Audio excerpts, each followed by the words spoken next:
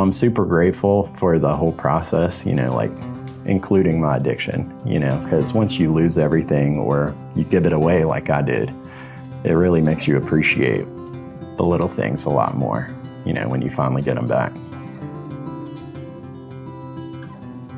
So I started using at a very young age, probably around 13, 14.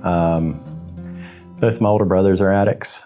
So, it kind of just trickled down the line. So my main drug of choice, like after I had an ankle injury when I was 14, was opiates, as was both my brothers. So again, it was kind of like a family affair. Right about the time I graduated, my best friend passed away in a motorcycle accident. And, my use just kind of compounded from there. I first met my wife when I was 20, and we had our first child.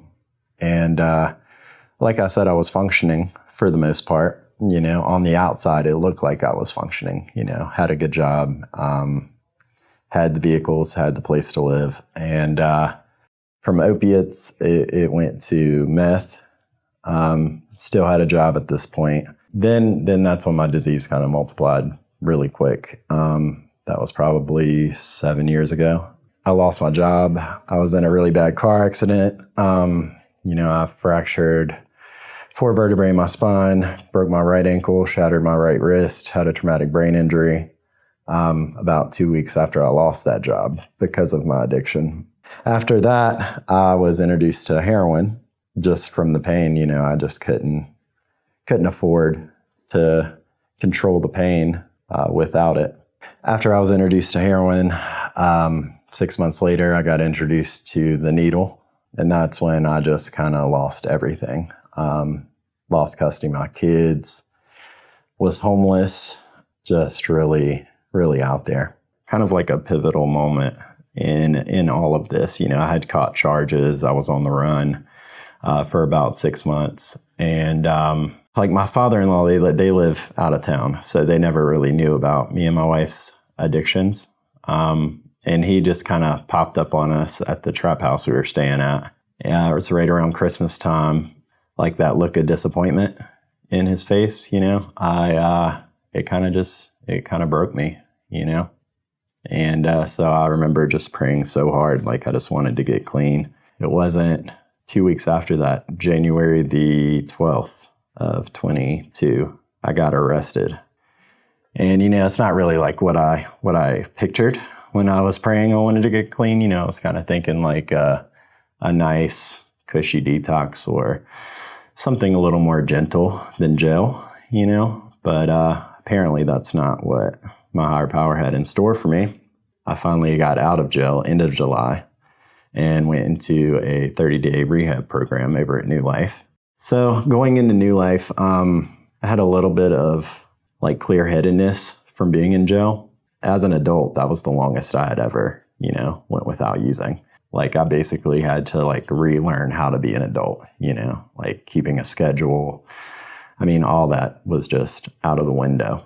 During that time, my youngest son was born. By the way, I have 3 kids. One's 13, one's 6, about to be 7 next month, and one is 2.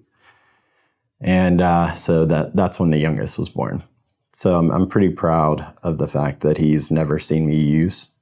My youngest, he's never seen me withdraw. Never seen me with any kind of mind-altering or mood-changing substance in my system. So I'm really, really proud of that. He was addicted to methadone when he was born.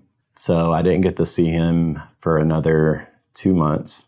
So coming into the program, I would say like one of the most beneficial things to me was just being around people that didn't use. Because before I got locked up, everybody I knew, I thought, it's such like a small world perspective. You think that everybody uses, So I would say like the most important thing I got from that was like a connection with like the 12-step community, other people that are really wanting to change their life and not use. So I started to build a network, there along with my recovery court family. And I think that was probably like the most beneficial thing to me, just having that connection with other people because I've heard people say like connection is the opposite of addiction, you know, which is, it rang true for me.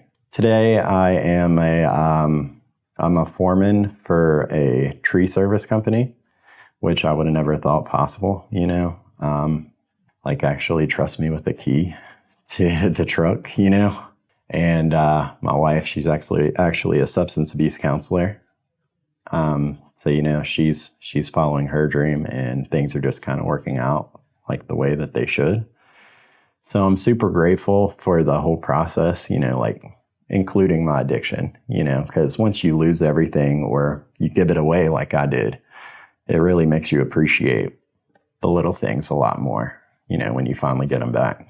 What are some words of wisdom you'd like to share with them? Just hold on to hope, you know, like there is a way out, even if it seems like there isn't. I mean, 3 years ago, I was a needle junkie that lived on the street, you know, and today, like, I'm a foreman of a $1 billion company.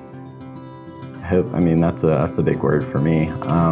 When I got to jail, you know, like so many people do, I started reading the Bible, you know, and there was like one verse that stuck out to me. It was suffering produces endurance, endurance produces character, and character produces hope. And like that just stuck with me the whole time I was in there. So hope's like a super important word for me because before I had none, you know what I mean?